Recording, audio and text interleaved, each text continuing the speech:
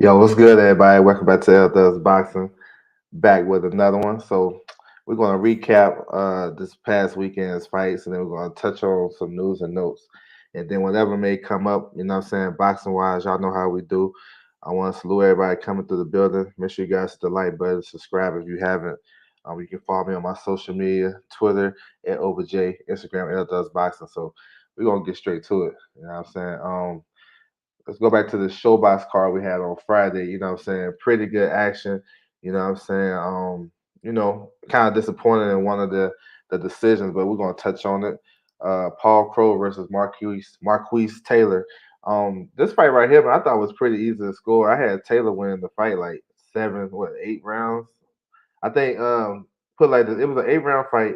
I gave Paul Crow the first round and the eighth round. So 6 rounds to two. Because my man was so awkward, you know what I'm saying? He was boxing well. He was making Paul Crow, you know what I'm saying, overshoot his shots. Paul Crow didn't have no type of gas tank. You know what I'm saying? I think that comes from missing weight his last two fights he came in over the weight limit. So I don't know if he got an energy thing and a coaching thing. He could have did a lot of good things in that fight if he would have settled down. I feel like he was trying to land too many big shots, and my man Marcus Taylor was just picking and poking. You know what I'm saying? Marquis Taylor was picking and poking. You know what I'm saying? He was doing a lot of sly stuff in the ring, a lot of cagey stuff, and I thought he won easy in my opinion. LeVar Cooper in the building. What's good with you, bro? Salute. Sweet Pea, what's good with you? He said Albright was disappointing. Yeah, that was a tough fight. But they gave Paul Crow. They scored this. I think somebody had Paul Crow winning like six. I forgot the score, but they had him winning. I didn't think he won the fight. This fight came out as a draw. I don't know. So I ain't like the decision. So we maybe see Marquis Taylor back in a bigger fight. You know what I'm saying? Paul Crow still ain't done with his career. I think he need to fine tune some things and definitely not rush his work because I think he a talented fighter. He's just I don't know. Maybe he was off that night. We'll see.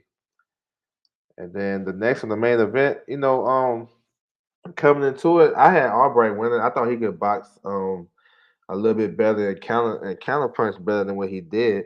I thought he won the first 2 rounds. Actually, I scored the fight 7 rounds to 3 for Jermaine Ortiz, but I thought he got off to a decent start, and then I just felt like the physical stuff, the physical dynamics that Jermaine Ortiz brought to the table just overwhelmed him. His footwork, his hand speed, his overall strength. You know what I'm saying? And Ortiz did good too, and Ortiz was mixing it up as well. He won like maybe 5 or 6 rounds in a row, 4 rounds in a row. Like when you coming in as the underdog, you can't lose that many rounds in a row. You know what I'm saying? Like you ain't trying to lose no rounds, but that many back to back to back like that.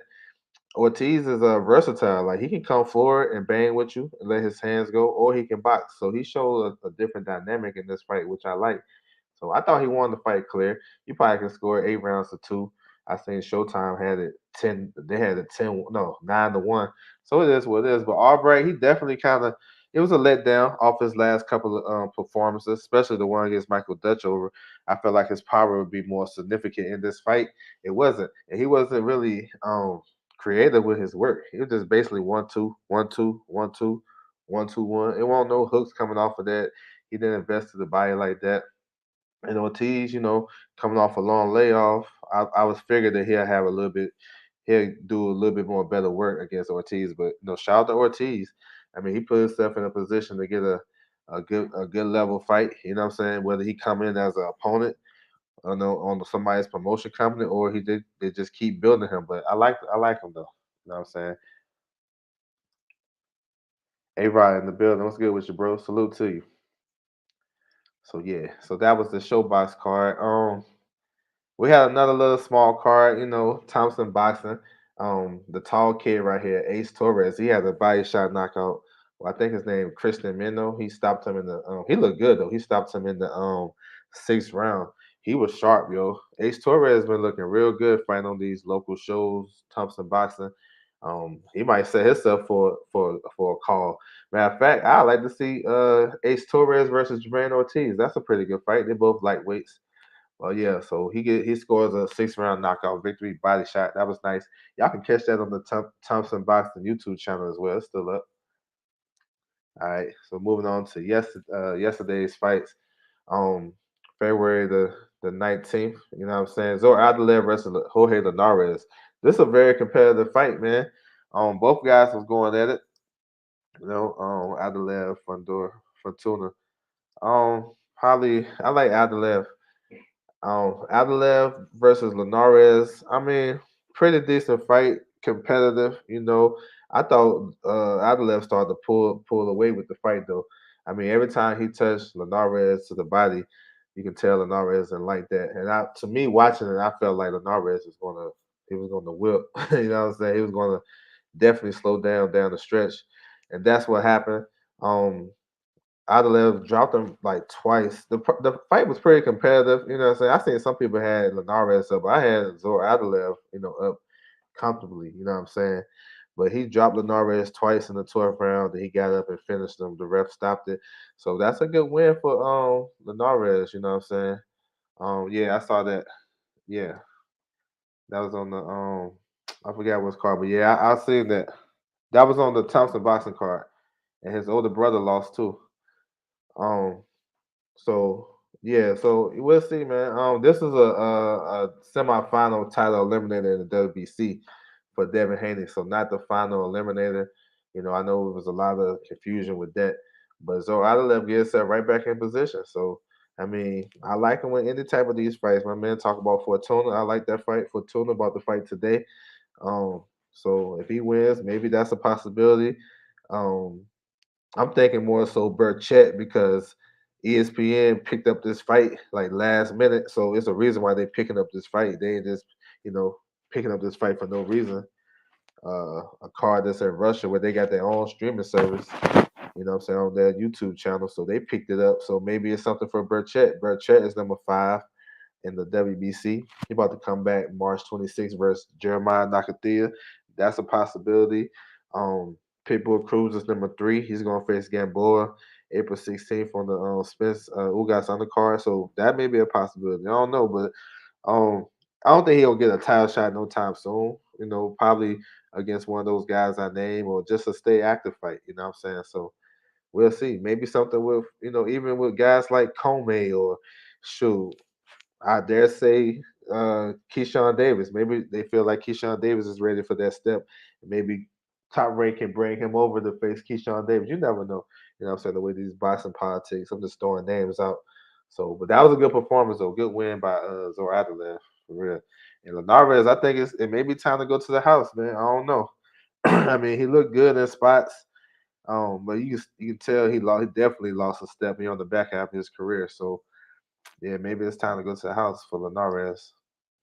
Scrapbook Box in the building. He said, peace to you, L Dub. Caught you live. Yes, sir. Appreciate you. Great work. I appreciate that, man. Thank you so much. Um, the very best. Yeah, same to you, man. I appreciate that, Scrapbook. Appreciate that.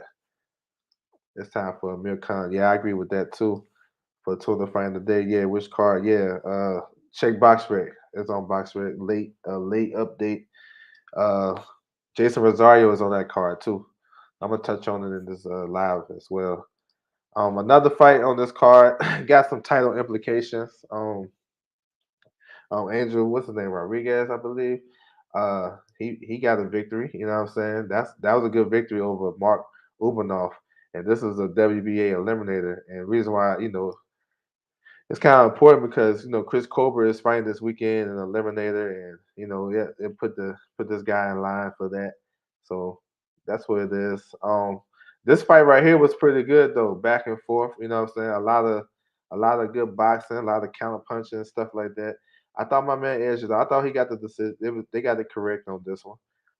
But it was close, but I feel like my man pulled it out down the stretch. It was a little bit more active with his work. He was doing, I think he was doing better to me. You know what I'm saying? So it's not really a surprise that he got a. I mean, if you look at it, you got a kid, Rodriguez is from Venezuela. He going to Russia. He got a decision in Russia. We know we don't really see that like that. But we know the WBA is rocking crazy with Venezuela. That's where the president is from. Now, I ain't saying no corruption because I actually thought Rodriguez wanted to fight, but y'all see where I'm at. So Rodriguez he won the eliminator. We'll see. Maybe he'll get the winner between because Colbert versus Garcia, the winner of that is going to face Roger Gutierrez. So maybe he'll put himself in line for the winner of that. So we'll see. John O'Carroll won the eliminator not too long ago, so maybe that's a fight for him. John O'Carroll got a fight coming up March the 18th in Dubai on Pro Bellum card. So we'll see how the stuff be moving. But that was a good victory for him. Yes, sir. He said, I felt the right man won. Don't see why some saying. I don't think he was right. I thought my man edged it out.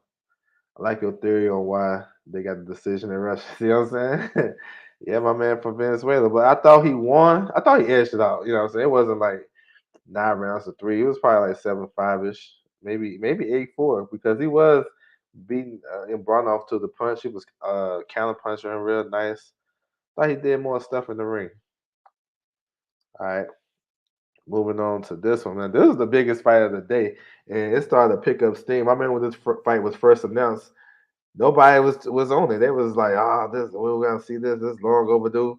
I was always hyped for it because I knew it was gonna bring it to the table because both guys is on the downside of their career, but definitely a good performance by Brook. He dominated the fight. I think I gave Khan round 2 though. I thought he kind of boxed a little bit well in round 2, and I think 3 he was boxing well. Then he got hurt towards the end of the fight. I mean, early in the round, and then it is what it is. But of course, we know going in the storyline to this, Khan don't have a chin. We all knew that. And then it Brook and dealing with his eye situation, but we know Brook has a sturdy chin. Like Brook only been down twice, 3 times. I don't know, but he fought some tough competition in those fights that he lost. So, um, it was exciting, man. I ain't gonna lie, it was a big fight feel because it was like a matter of time that Khan was gonna get knocked out. Like he was getting hurt by like every single shot. It seems like I think like early in the fight he got hit with a jab. When he was doing well in the beginning of the round, he got hit with a jab, and his legs was everywhere. And then from that point on, every time he got touched, it like he was about to be a wrap. But Brook, I like how he, what I'm saying, he stuck to his game plan, and he actually turned it up. He turned the heat up 4, 5, and 6. He turned that shit up, and that's what he had to do because he had a guy that was basically, he finished. We know Khan is basically finished and got one of the worst chins as a champion. You know what I'm saying? He took some devastating knockout losses, but it is what it is. It was a good fight though. You know what I'm saying? Exciting. It kind of, it was like unexpectedly exciting. I see a lot of people covering over here. That's cool, man. So, what's next, man, for both guys? We're gonna touch on it. The Jab General in the building. Salute to you. He said Brook looked really strong. He looked good yesterday. I felt Brook would be weight drained. Guess not. Yeah, he looked good. First couple of rounds, yeah, it was exciting. I didn't know what was Khan gonna do. People kept believing Khan was a better boxer than Brook last night proves otherwise. I think he was just. I think his chin is trash, and he don't got no legs. I thought can do some better. He was doing okay, but it is what it is. You know what I'm saying? Props to Brook. He said, "What's your thoughts on Brook switching gloves once he got to the ring?" I mean, I don't know exactly what happened with that. It seems like a mental game they was trying to play on Team Con, have him switching. They ain't never really did that. So it didn't really mean much. I mean, it didn't take him off his game. So I don't think it was no foul play or nothing like that. I just think Team Con was being a diva. So we'll see. But nothing happened though. So it actually turned out against them. Did you watch the undercard? Man, you know I watched the undercard. You know how I do. Man, I give you cards that you don't be watching. Come on, you know that, bro. You already know. I'm gonna get to it. But I want to touch on what's next. So I think we all agree in the chat that Khan, it should be a wrap for him. He should go to the house. He can do some things in boxing because he is a pretty likable guy. You know what I'm saying? He can do some things in boxing, maybe make the sport better, maybe help create some type of union or something. I don't know. Maybe be on some type of board where boxers can get better, better recognition or better pay or better health insurance or whatever. Because he'll definitely be, you know, the poster boy of that. You know what I'm saying? Going through what he went through. So I think Khan can still do some things inside the sport not well, definitely not in the ring no more. He done. So we agree for that. Khan, he got some pretty good options now. And I'm gonna lay some out. I got three. I know y'all seen the other two. I'm gonna touch on them. Conor Ben. I mean, that makes sense. That's a good fight. I like it. I think that's a fight that Eddie Hearn should be able to make. I know him and Brook not on the best terms right now, and I know he's like really trying to protect Conor Ben right now. So we'll see if he actually give him that fight. I like that at the catch weight. They're talking about 150, 150. I like it. 152, 149. I'm cool with it. Bruce goes in the building. Salute to you. So Brook versus Conor Ben, I'm cool with it. I heard other names. Well, I heard other names too on the PBC side, but I'm not so sure about those names. I'm gonna stick with names that I think is more realistic based on network, promotional and stuff like that. Then you have Chris Eubanks. Now Chris Eubanks Jr. fights at 160. These guys been beefing for a minute. Kell Brook took the fight that he wouldn't take against Triple G, and they got storylines and all that good stuff. So I mean, I'm not mad at that fight. I think it'd be a big time fight over there. If I had to pick, I would say Conor Ben. So we don't know, but I'm gonna throw one off the hat because y'all know how I do. Because we go against the grain and we look at stuff kind of differently. But the third one that I think is a real possibility is Josh Taylor. Josh Taylor, he's not even at the division yet. Peep game. They both with the same network. They're both with the same UK network and the American network. It's a reason. It's a reason why um, Khan versus Brook was on ESPN and Top Rank was pushing it. It's a reason. Who they gonna build that fight up for? You know what I'm saying? They don't. Both of these guys don't have no affiliation with Top Rank. Now I know Tyron got to deal with Sky Sports and show the fight, but it's a reason. Josh Taylor fight next week. I was hearing a lot of Josh Taylor promotion during the Sky Sports telecast, so that makes sense for me with the promotional and all that stuff. I think that'd be a good fight for Taylor moving up to 147 if he want to get his feet wet, and it's a big time fight in the UK. So that's a curveball to me because I feel like that's a fight that Josh Taylor would definitely take if he win. He got to win next week, and we all know and we expecting him to vacate his titles at 140 because he's big at 140 and he been talking about moving up for the longest time.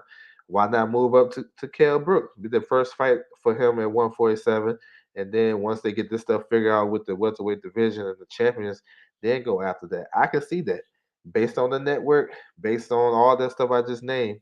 It's highly possible. So that's the name I had to throw out there. I heard other names like um, Keith Thurman. I would actually like that fight. Keith Thurman is a good fight, but these guys PBC. There's no telling, if those are fights that's in their sights. Danny Garcia, I still like that fight.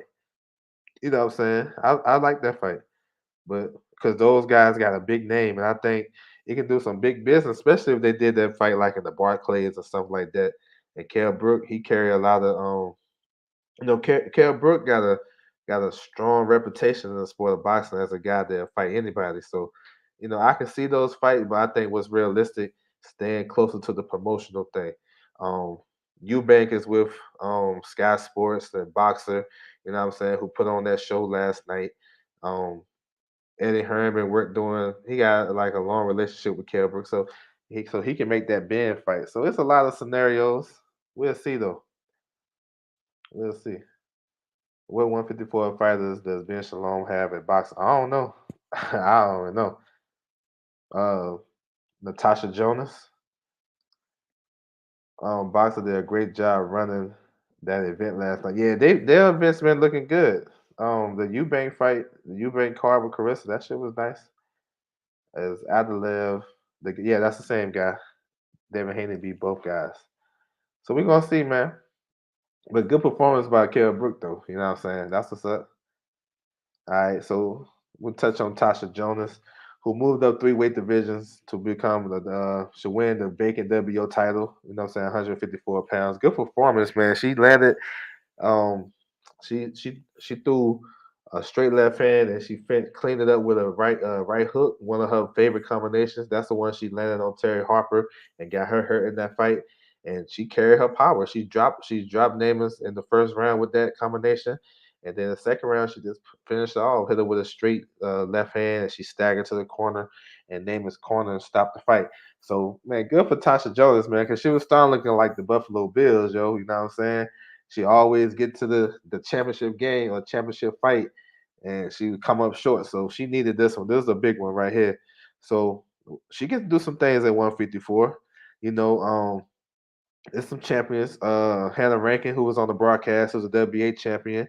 Um, that's a good unification. You know what I'm saying? Scotland versus England. I'm with it. You got Patricia Bogault. That's a taller fighter. She's from Sweden. She's a WBC champion. I mean, maybe they can make that. Marie Eve Declare just got her her IBF title back. She's from Canada. You know what I'm saying? She got a big following over there. So Tasha can do a lot of things. I know she's 37, so I know she probably want to get this legacy popping. So maybe they can go straight into the head of record fight. I think that's the most realistic fight to be made. So we're gonna see, man. So I like it. I'm glad she got her title. You know what I'm saying? Because I thought she beat Terry Harper. Right? I thought she came up short against Katie Taylor. How many fights Brook got with boxing? I'm not sure. I'm not even sure. Who's on the Taylor undercard?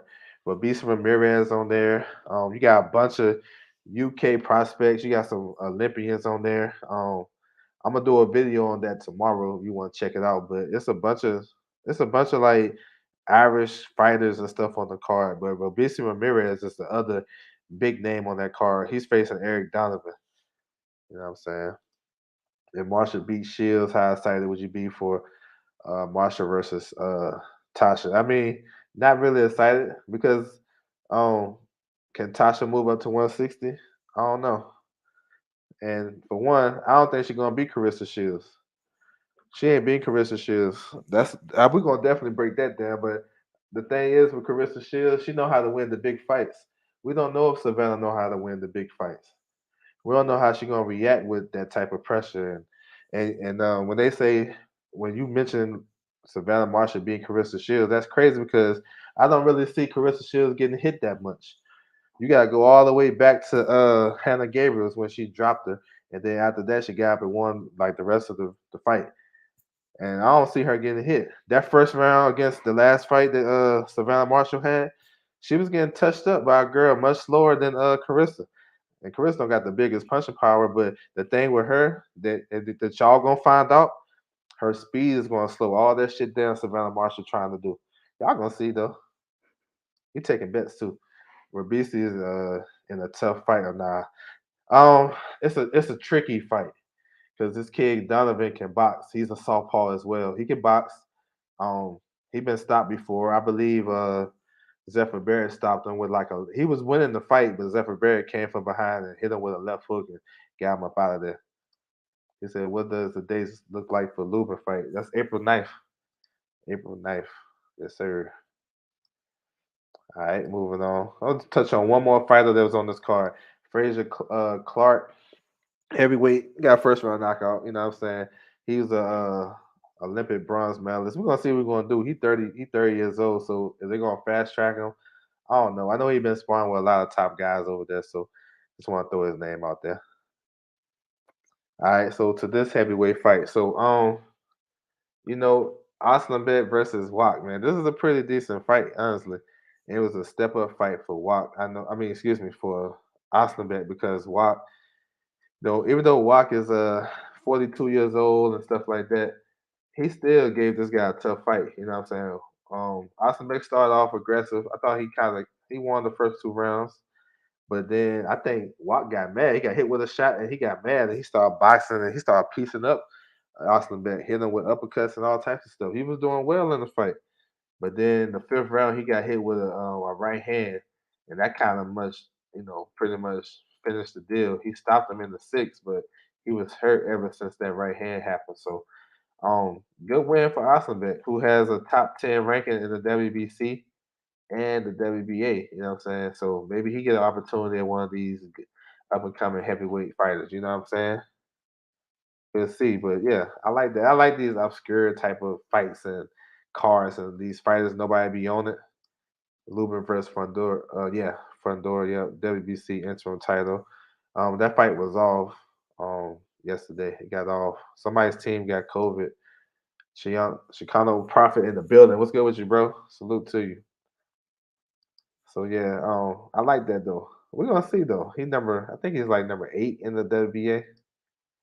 Yeah. All right. So to the Jaime McGill, Demetrius Ballard card.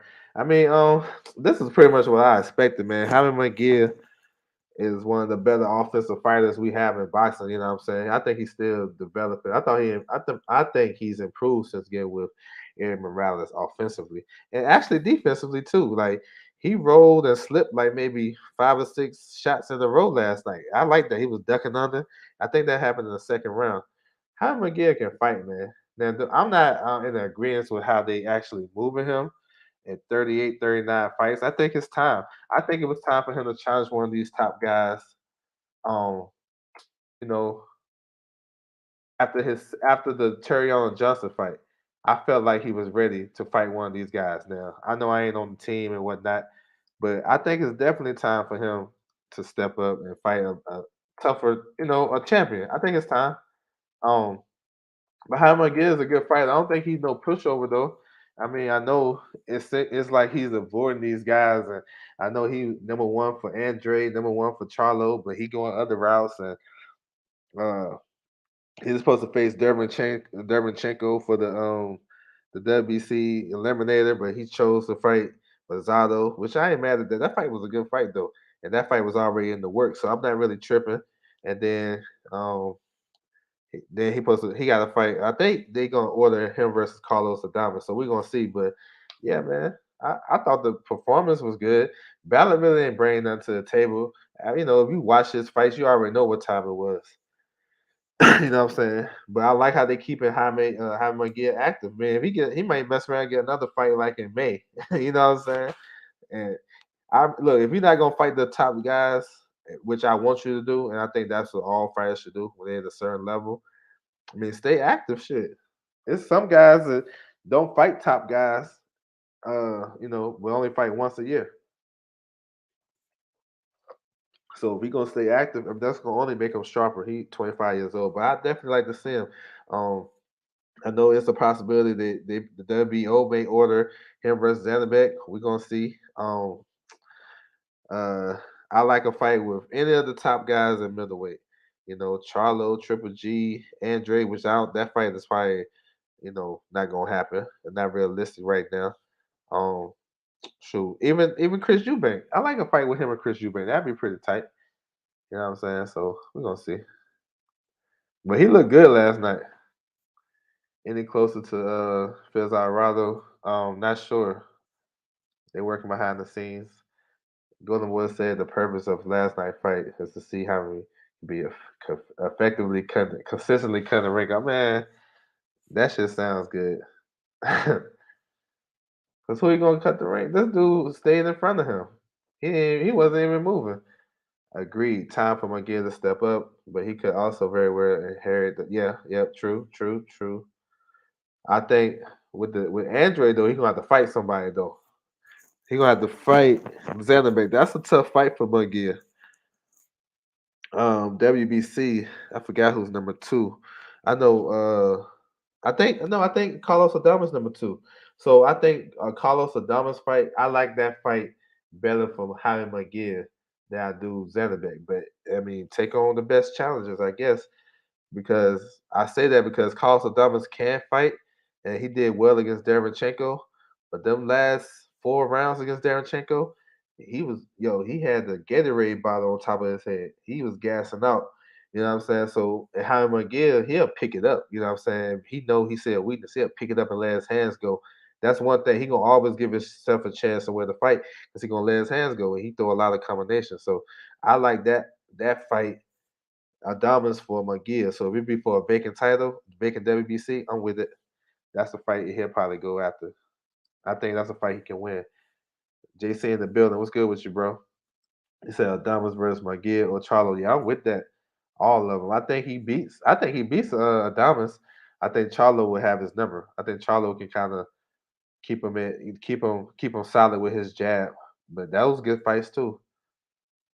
Good fights, good scrap. Yeah, those good fights. I'm down for them. On the other card, Wills the Peder versus Vetas. This is a this is a kind of funny, crazy type of fight. My man slipped in the corner, what I'm saying, early in the fight, and then he was awkward and stuff. And I felt like the Peder really wasn't. I felt like he was kind of rushing some things, but I knew he was going to get the stoppage and stuff like that. He got dropped though. He got dropped in the exchange, and shit happens in the sport of boxing. I felt like this type of opponent, he shouldn't have been in no type of trouble. Like he shouldn't have been touched. Like I like Zepeda style though, strong, southpaw, aggressive, digs to the body. You know what I'm saying? He can finish up top. I like him though. I think he'll be a problem for a lot of these guys at 135. The performance, it ain't really do nothing for me. You know what I'm saying? I just take it as he fighting an awkward guy. You know what I'm saying? But I think these other guys that he can fight in the division, I think it still be a tough fight. I think he'll give Adelaide. I think he'll beat Adelaide. Guys like that. Um, so we're gonna see what's next for him. I like them. I like him to stay busy. Like hop back on Ryan Garcia on the card in April. You know what I'm saying? Take a couple weeks off and hop back on that. I'm good. I'm always you know a guy that push for a guy being active. Like I like activity. Like if I can see you fighting 3, 4 times a year, so that means we can talk about you and stuff, and we can break it down. We can see you improve and all that good shit. So, but it is what it is. It was a so-so performance. You know what I'm saying? Um, Last three of three judges gave Adamas 7 round. Yeah, I don't know about the scorecards, but I know that dude needs some petrol down the stretch. That's all I know. I know that. And with Jaime McGill, who can punch, you don't want to be on, what I'm saying, on fumes with that down the stretch. Now he wasn't there to win. He was tapping gloves and shit and all that. But he landed a nice punch in the exchange and dropped him though. Chuck Simpson, Troy Isley, Ammo Williams, three good young middleweights. I like him. Yeah, Troy Isley should have something coming up. He might get on the Shakur undercard. They may step him up just a tad. I don't know what Truck Simpson doing. Ammo might be on that April 30th Serrano Taylor card. He gonna have a good fight. I'm hearing Christopher Osley. He's managed by AJ, tall boxer from Chicago. So look out for that. We working. Adelev, nice with half step backs and controlling the range. Yeah, he was going to the body as well. I think he got a quick jab. He fought well in that fight. Adelev actually got kind of better from his last two performances that I seen. But yeah, all right. So this one today, this is Javier Fortuna. You know what I'm saying?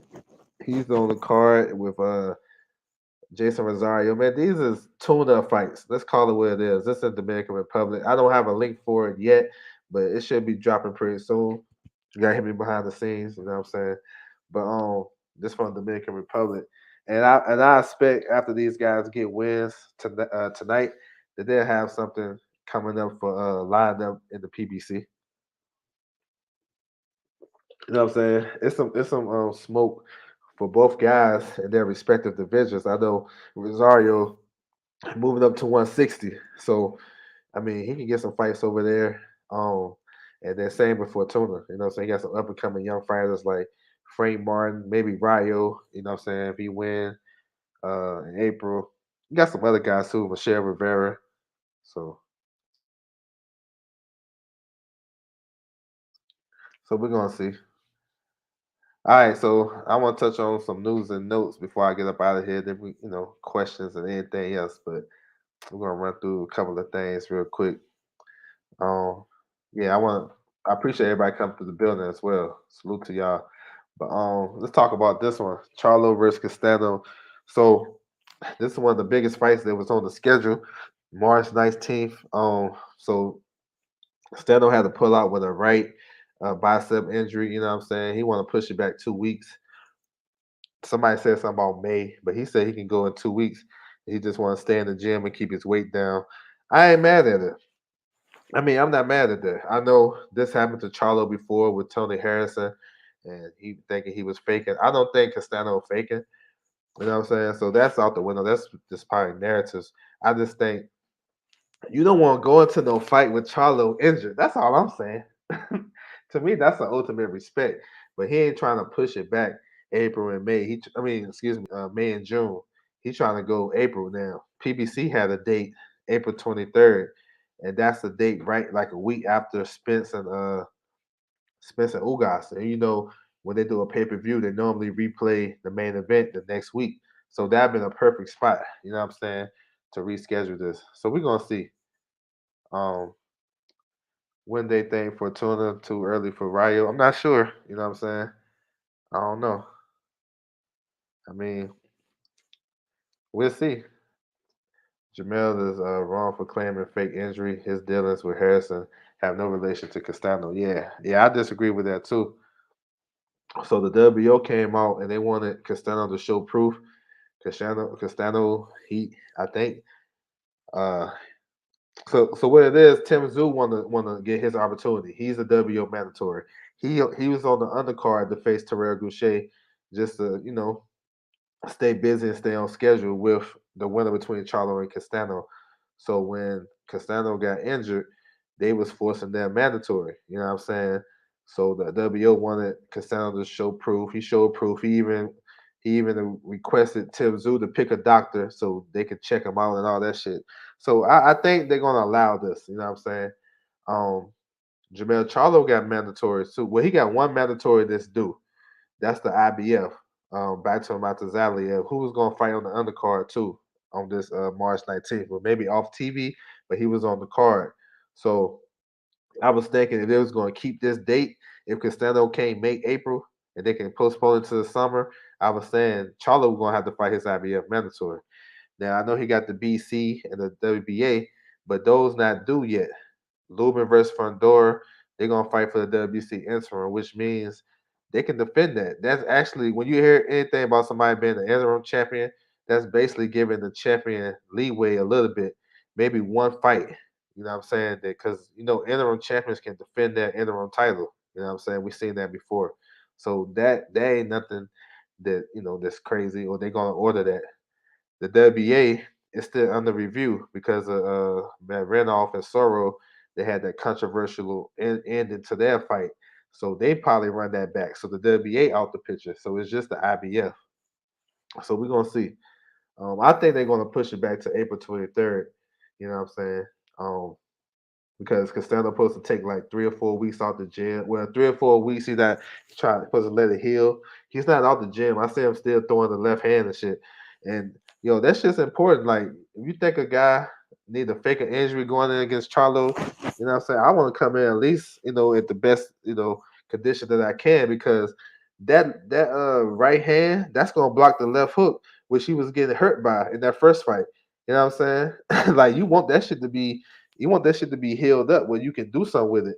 Because Charlo is a big puncher right now. You know what I'm saying? I don't know if he's like a you know crazy crazy puncher of all time type of puncher, but he got a lot of energy with his shots. You know what I'm saying? And everything is hard. Everything is hard, and you don't want to get hit with that shit. So pushing it back uh, a month, putting it on April 23rd, it's really not that crazy. We remember November last year. That shit was crazy, and it was because of a lot of postponements. We had Mayor versus Hamadouche. You had Canelo Plant. You had who was Benavidez was right. The week after. Um, I forgot the other cars and shit. I know we had Fulton on there. December 20th. I forgot November 20th. I forgot it was November 20th. We had Teofimo and Cambosis in November.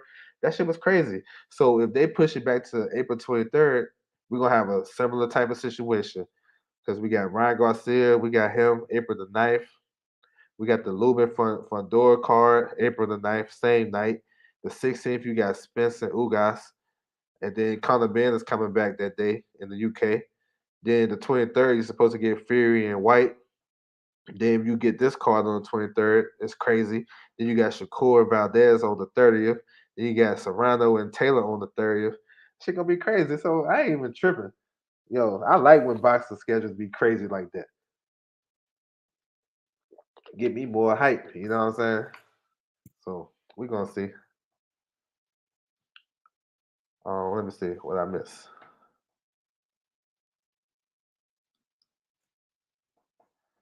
He said, "Who is Ammo opponent?" Christopher Osley. He fought on AJ's undercard against Usyk. Check him out. He's trained by Manny Robles. I like Tim Tszyu attitude. Not only he won a shot at the top guy, he's ready to travel. Yeah, yep. I like Tim Tszyu. Tim Tszyu has improved a lot. So which gonna be PBC pay per view in April? It's Spencer Ugas. They're not gonna do two pay per views in the same month. Spencer Ugas. Due to Castano high confidence, I think he's flirting with a chance of going to the fight less than 100%. Yeah, yeah. I think he got to get that thing, right. So we'll see, man. I don't think Castano's ducking no smoke. He a road warrior. He go to people's backyard, promotional companies, and win fights. Who gonna be on Lubin's front door undercard? Tony Harrison versus Sergio Garcia as of now, and then we'll talk about the other one. Um, so yeah. So here's my next one. So Cambosis versus Lobacheco. We heard about it's supposed to be June the 5th, June the 4th in the States. Um, you know, I ain't mad at the fight, honestly. What I want Cambosis versus Haney to clear up this undisputed shit and whatever, but it is what it is. Um, the only thing I don't like about the whole situation and what these fighters do, they gotta stop talking in the public. You know what I'm saying? Because it gives other people that really don't understand the business of boxing, or they're gonna push a narrative or whatever they're trying to do, and make it seem like the guy ducking because of what they saying. You know what I'm saying? What they saying, and they change their tune. You can call it for what it is, but I don't think he ducking Haney to fight Lomachenko. I mean, that's just a dangerous fight. Then I think they're both equally dangerous. But listen, I can go into it all day long why I think and my opinion on why this fight is happening and not Haney. But what I do know, which I don't like this, but when I heard it, I'm like, yo, this is crazy. The zone talking about they don't want to fight with Haney and Cambosis because Haney don't drive subscribers. My issue with that is who driving subscribers, and if they driving them, let me see the numbers then. If it's like that, because I feel like, man, I mean, they invested in Haney enough, you know, um, all these fights he had on the zone, and basically a lot of people turned to the zone because of Devin Haney. Let's keep it a buck. But I don't know. I just feel like that's I don't know, man. I feel like Devin Haney blackball. I'm just gonna say it. You know what I'm saying? Definitely from coming up as a young fighter, and he didn't sign with these top promotional companies in the U.S. And then he went with Eddie, who they kind of beefing or whatever. They don't mess with Eddie like that over here. That's my feeling, and I feel like the framework for Cambosis and Lomachenko been in the works for a minute. Lomachenko was going to fight Cambosis December 2019 as a voluntary. You know what I'm saying? But he elected to take to sit out, but he was going to take that fight. So, and Ludabella and Peter Cons, they doing business with Top Rank. And I don't know, man. I just it's messed up. I ain't saying it's right, but I understand it. So I feel like when people saying that Devin Haney can't get these fights, you got to say why. And for me, I feel like that's why. I don't got 100% proof, but it's proof is in the pudding though. Like why it's so hard for Devin Haney to get a big fight. You know what I'm saying? So I always say Devin Haney should the first 2 weeks after his fights, or I say the first month after his fights, push for the big fights. You don't get it after the first month, move on. So he fought in December. By the middle of January, I know we got the holidays and shit. By February, if they ain't say they gonna do anything, it's a wrap. You know what I'm saying? I'm moving on. I'm about to get my own fight date. That's what I do. But we'll see.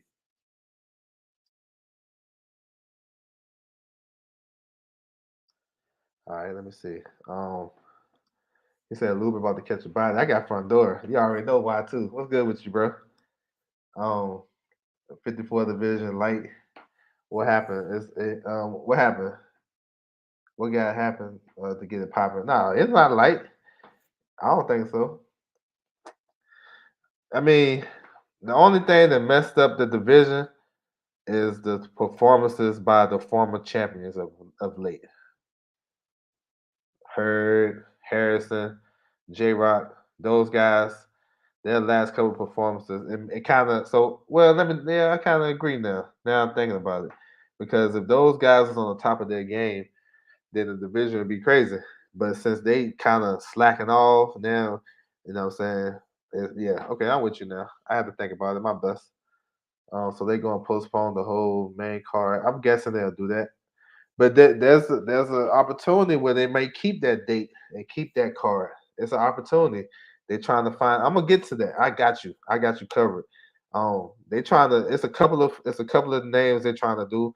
It's throwing around. They're trying to put Boots on there. Boots and Clayton. Loma is already on record agreeing. Yeah, yep, already. I think Devin Haney. That wasn't a problem for him either.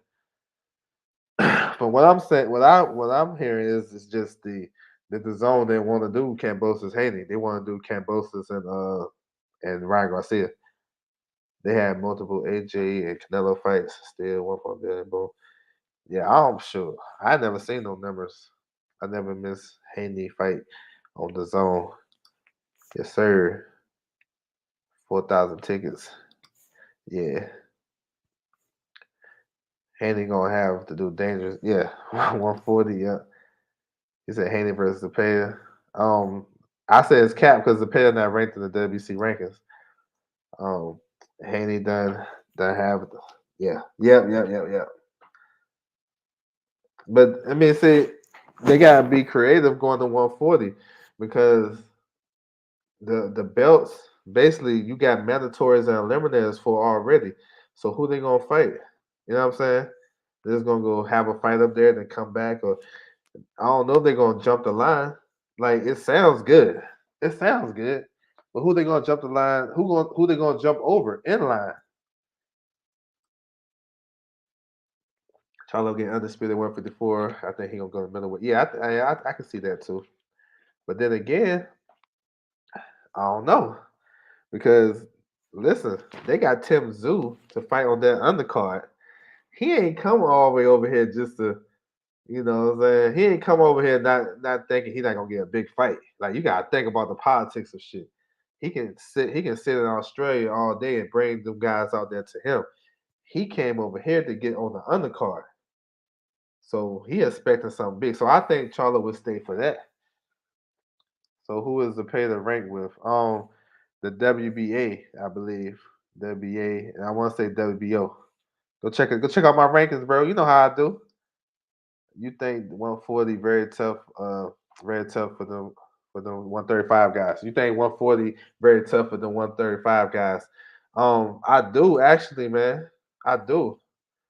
140 is a dangerous division.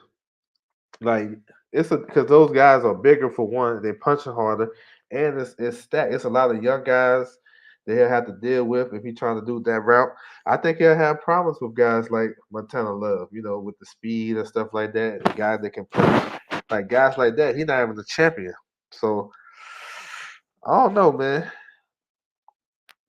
I don't know. Like, look, these promoters not gonna give Devin Haney no favors, and obviously the station buyers ain't doing him no favor either. So if he move up, who he gonna fight? Which route? He gonna jump Jose Zepeda, who's a WC mandatory? You know what I'm saying? No, he gonna jump anybody that top rank has in the WO rankings. What Bob orders? You know what I'm saying? Come on, WBA. You got Alberto Palullo. He's the mandatory for Josh Taylor. They gonna put him in the WBA rankings. Excuse me. PBC rocking with WBA. You know what I'm saying? Some other promotion companies. So what he gonna do? So I don't know. I don't know. Yeah, Brandon Lee. Yep, I like Brandon Lee. So I thought was ESPN. Nah, he fought on ESPN Plus, but he wasn't. He only fought on ESPN Plus because of Jeff Horn. Nah, he ain't never been with them. His promoter is in Australia. No Limit Promotion. So Boots Clay gonna headline that card. Who gonna? So let me get to it. I'll break it down for you. I thought Zepeda got ranked, got the WC trick and like the silver. Yeah, he got something like that. Let me break it down. All right, so we know this fight is supposed to happen next. IBF a title eliminator for Earl Spence. Now, this fight supposed to be on, or they talks about it being on the Lubin undercard, April the 9th. But it's they playing with the dates and stuff like that. They're trying to see what fits from what I see. So it was talks about it going April 23rd, but now the Charlo Castano, maybe it come off of that. So, you know what I'm saying? It's been talks about trying to put this on March the 19th to take the Castano Charlo's date, but there's no guarantee. That's like what little bit. That's like a month left.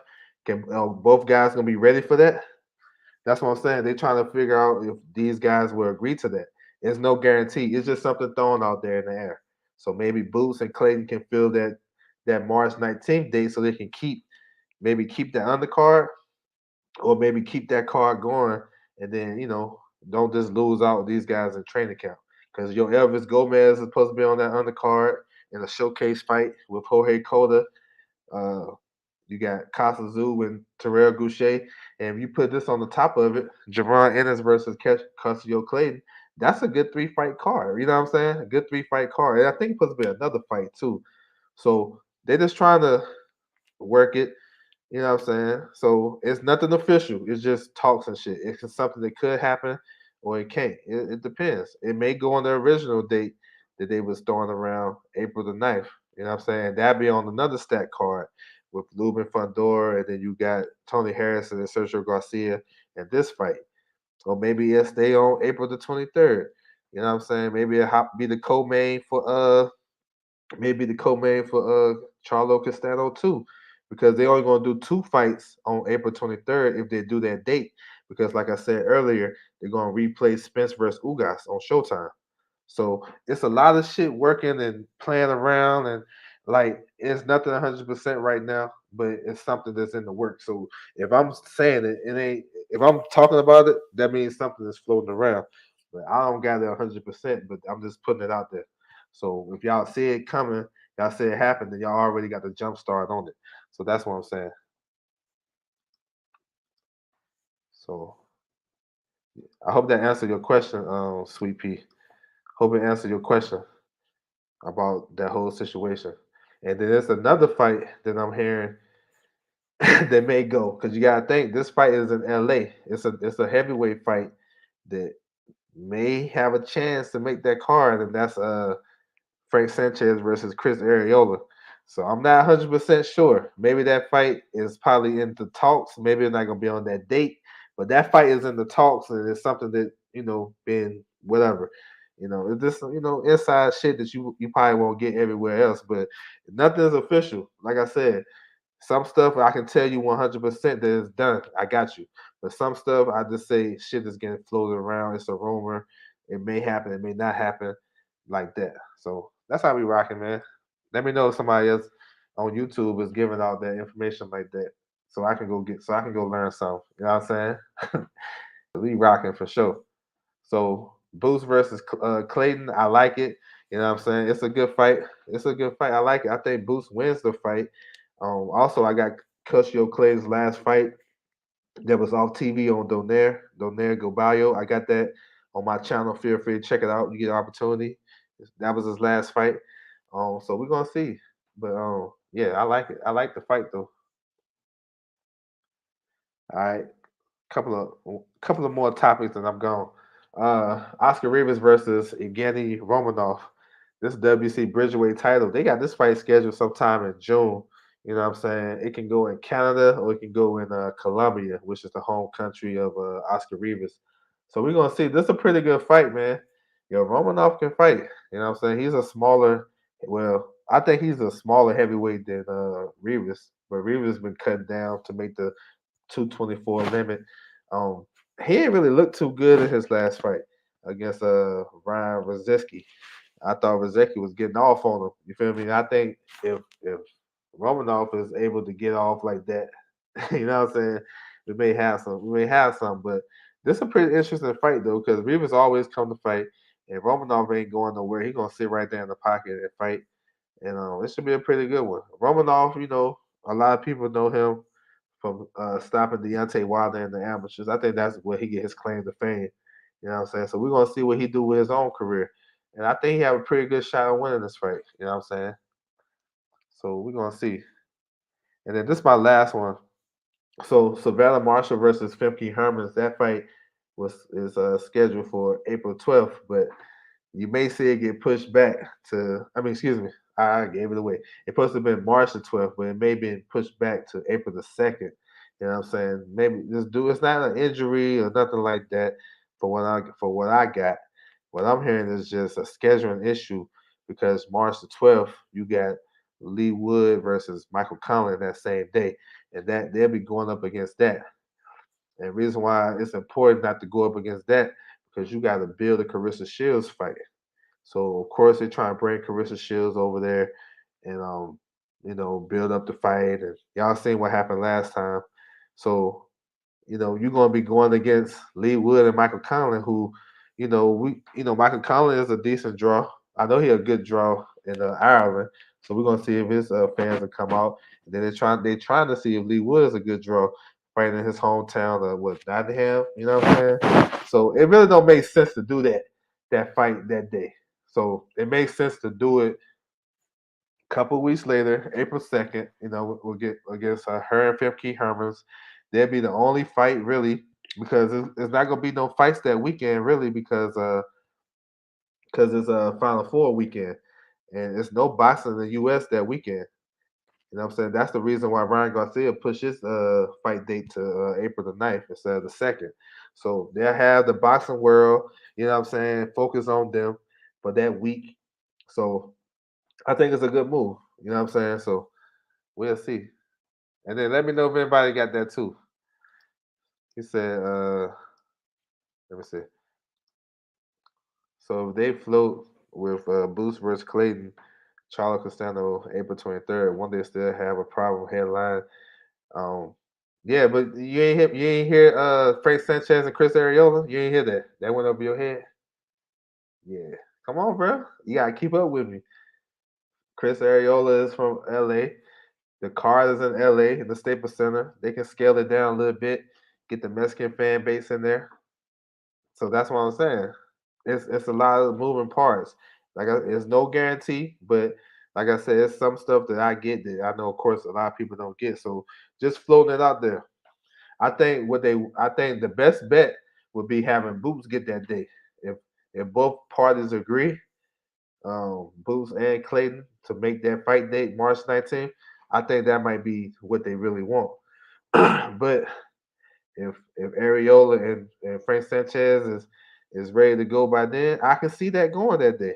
I can see it. You know what I'm saying? But we not sure both guys is ready.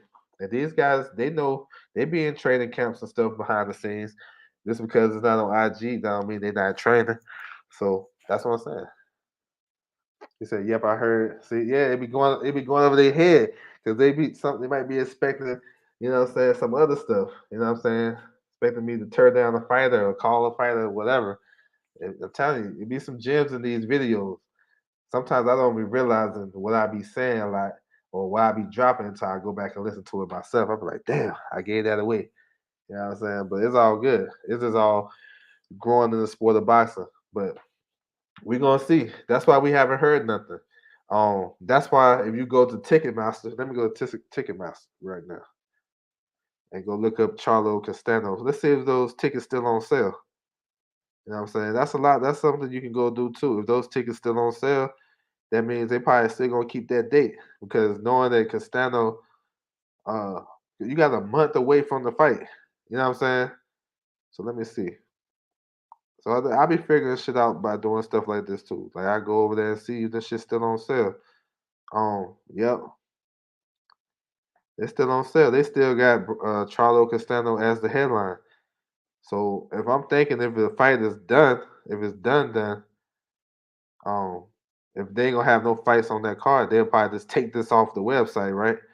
I mean, they still got these guys up there. I know they're trying to figure out if they're gonna get a new date and whatever. So we're gonna see. Maybe they just gonna push it back to April 23rd, and whoever brought tickets for that, they can hold on to that. So we're gonna see if they do it in the same arena. You know what I'm saying? It's all subject to change, bro. You know what I'm saying? This boxing shit be changing like the wind. You never know. Like I have a lot of insight on shit, but I ain't always 100, and I be trying to get there. It's a lot of stuff that I can figure out on my own. It's a lot of stuff I get, but boxing changed so much. PB is gonna try hard to keep that date and venue because it's hard. Yeah, yes, sir. That's a great point. Excellent point because you just and they got new edition the night after. You know what I'm saying? That's an Al Heyman situation. You feel me? So I think that may have been like a package deal because I was about to go to that. I'm not gonna hold you. I was thinking about like let's think about go there. But yeah. So yeah, that's a good point, bro, for sure. If Fortuna and Rosado fight tune-ups, could they return? I'm not sure.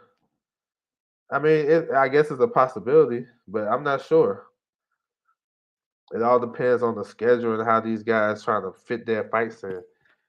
I guess it could be a possibility if they don't, But you gotta think though, and I'm not. I'm just going off of history. A lot of fighters from the Dominican Republic, they're not disciplined.